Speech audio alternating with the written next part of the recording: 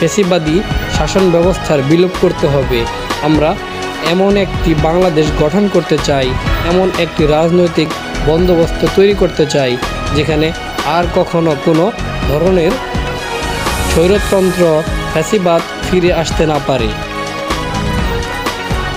যে স্বতঃস্ফূর্ত ছাত্র নাগরিক অভ্যুত্থান শুরু হয়ে গেছে তার সঙ্গে মানুষকে যোগ দেওয়া এবং পাড়ায় পাড়ায় মহল্লায় মহল্লায় সংগঠিত হওয়ার আহ্বান জানান নাহিদ। তিনি কাল থেকে সর্বাত্মক অসহযোগ আন্দোলনের ঘোষণাটিও তুলে ধরেন।